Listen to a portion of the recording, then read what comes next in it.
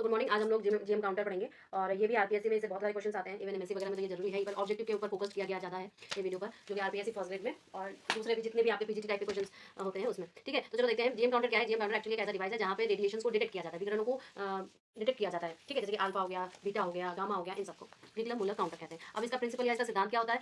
इसका प्रिंसिपल होता है कि हमारा जो आयनाइजेशन ऑफ गैस होता है वो इनसाइड द ट्यूब होता है। ठीक है, अब इसमें रेडिएशन घुसती है, इंसर्ट होती है, एंटर करती है। हाँ, और किससे? थ्रू माइका विंडो से। माइका एक विंडो होता है, माइका के विंडो से वो एंट्री करती है और एंट्री करने के बाद क्या होता है, गैसेस आयनाइज होते हैं, इलेक्ट्रॉन्स निकलते हैं, प्लस आयंस मूव हो जाता है इलेक्ट्रोड्स के साइड में। ठीक, अब इसे इसमें कितने वोल्टेज की जरूरत होती है? बहुत हाई वोल्टेज 400 से लेकर 900 वोल्ट की वोल्टेज अप्लाई की जाती है। फिर आप देखोगे कि जो प्रत्येक पार्टिकल होता है वो एवलांच ऑफ इलेक्ट्रॉन्स प्रोड्यूस, मतलब इलेक्ट्रॉन्स का बहुत बड़ा सा पीक प्रोड्यूस करता है, अमाउंट प्रोड्यूस करता है, जिससे कि आपके जनरेटर लार्ज करंट पल्स ऐसा जनरेट होता है। एवलांच मतलब एक स्पाइक मिलना वैसा। ठीक है, प्रत्येक विकिरण इलेक्ट्रॉन का हिमपात श्रृंखला एवलांच उत्पन्न होती है, बड़ा विद्युत पल्स बनता है, जिससे बड़ा एक विद्युत पल्स बनता है। ठीक है, अब पल्स जो होती है एम्पलीफाइड होती है, काउंट पल्सों को काउंट किया जाता है इलेक्ट्रॉनिक काउंटर के द्वारा। Gives count rate proportional to the radiation. जितना ज्यादा रेडिएशन उतना ज्यादा काउंट रेट होता है। ठीक है, इसके बाद देखिए इसका जो की रीजन्स होते हैं वोल्टेज के, और आपके वहाँ पर काउंट का जो ग्राफ होता है, मैं ग्राफ आपको लास्ट में दिखाऊंगी 2 स्लाइड बाद। अब देखो इसका रीजन होता है, जैसे कि रिकम्बिनेशन रीजन में क्या होता है कि कोई भी प्रॉपर डिटेक्शन नहीं होता, जैसे हम लोग क्या कहते हैं, पुनर्संयोजन। ठीक, अब नेक्स्ट क्या होता है आपका बेटा?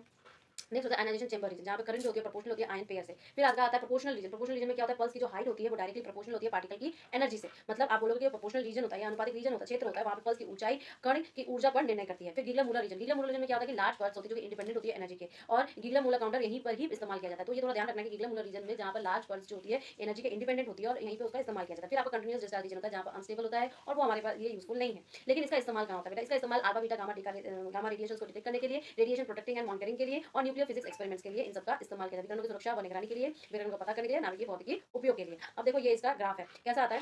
क्या पूछा है आपसे कि GM counter is mainly use to detect, कौन से किस लिए ये मेनली यूज किया जाता है डिटेक्ट करने के लिए? तो आप बोलोगे भैया इसमें आपके अल्फा भी होते हैं, बीटा भी होते हैं, गामा भी होते हैं, इसलिए आप बोलोगे ऑल अबव। ठीक है, किस प्रकार के? तो आप बोलोगे उपरोक्त सभी। The working principle of GM counter या जीएम काउंटर का कार्य सिद्धांत क्या है? तो आप बोलोगे कि यहाँ पर गैसेस का आयनाइजेशन होता है और एवलांच मल्टीप्लिकेशन होता है, आयनीकरण और हिमपात गुणन होता है। The typical operating voltage of GM counter अभी बताया 400 से 900 वोल्ट के बीच में ये जीएम काउंटर काम करता है। नेक्स्ट क्या है आपका? देखते हैं कि the material use in GM counter window. Mica का मटेरियल खिड़की के लिए किस का उपयोग करते हैं? The GM counter pulse height is proportional to particle energy, independent particle energy, decrease with energy. अच्छा एक बात बताओ, अभी एनर्जी से हम लोग देख रहे थे तो वो क्या खाता है? इंडिपेंडेंट होता है ना, उस पर स्वतंत्र रहता है, उस पर निर्भर नहीं करता। Dead time of the GM counter means, तो time interval after which pulse during which can not detect another particle. एक ऐसा समय आता है ना जब वो अंदर को न्यूट्रलाइज करना होता है तो वो कुछ डिटेक्ट नहीं करता है, तो उसको हम लोग उसका डेट टाइम कहते हैं, या आप बोलोगे प्रत्येक पल्स के बाद एक समय जहाँ पर दूसरे कण दर्ज नहीं हो सकता।